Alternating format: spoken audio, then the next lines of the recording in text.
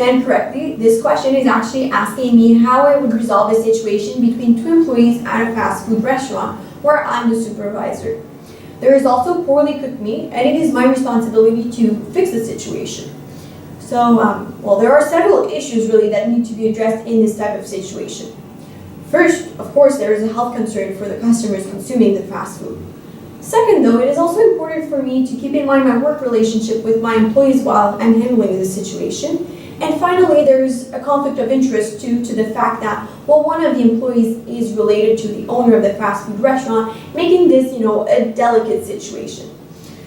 So regarding the first issue mentioned, poorly cooked meat has the potential to be harmful, so this problem needs to be addressed immediately. It is important to, first of all, stop the distribution of the undercooked hamburgers, and to also ensure that there are no other problems associated with other menu items being served. It is crucial to begin with this step due to the fact that the health and the satisfaction of the customers is the priority. Once this is done, the next step would be to have two conversations with the employees. I would speak to them separately in order to avoid the feeling that I am accusing them, or also to ensure that their answers won't be influenced by the other. This conversation too should be held privately to make sure that both employees feel comfortable talking to me. And then I would start by having a conversation with the male employee in my office at the back of the restaurant. I would explain to him that there have been complaints from customers about poorly cooked meat coming from the kitchen, and I would also ask him if he knows why this occurred. I would ask him to explain the procedures for cooking hamburgers, such as the cooking time, also the storage procedures, to ensure that he has the proper knowledge and to make sure that it wasn't a training issue. I would then ask him if he noticed anything unusual with either the storage facilities or if the cooking equipment was not working properly, because that could also be the source of the problem. If he states that he has been following the procedures correctly and that the equipment is functional, then I would need to have further clarifications on the issue. I would then ask other employees to ensure coverage at the cooking station while I am speaking with the two, but only after making sure that the equipment is still in good condition. I would ask him why he thinks also that customers have been complaining that the hamburgers have been poorly cooked. If he answers by saying that he has no idea why this is happening, I would just thank him for discussing this issue with me.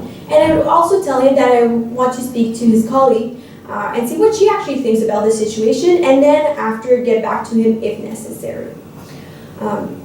If he claims that he was simply overwhelmed though by the orders, which could be a possibility, I would make sure to schedule more employees in the future to make sure that this situation does not happen in the future, and make sure that I lighten the workload. If he states though that he has been just distracted, I would ask him why he feels this way.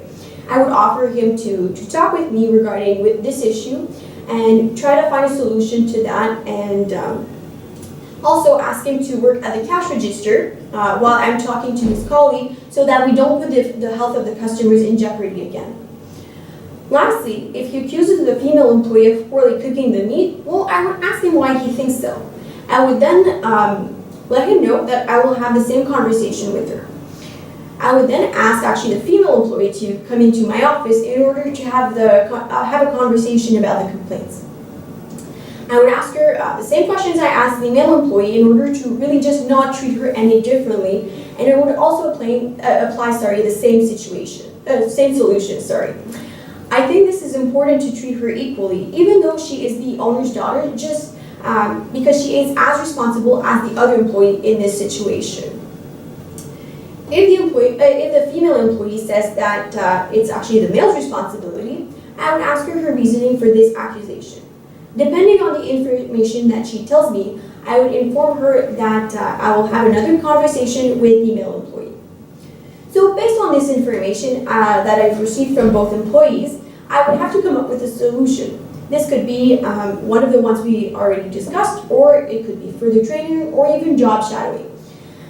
Then afterwards, I would write notes based on the information gathered, and that would allow me to have an appropriate measure to follow if this situation occurs again in the future, and that would also give me a means to follow up with these employees if needed. I would then have a conversation too, actually, with the owner, of course, and tell him that I have handled the situation, explain to him the solution I have chosen, and then, tell him that it shouldn't happen again.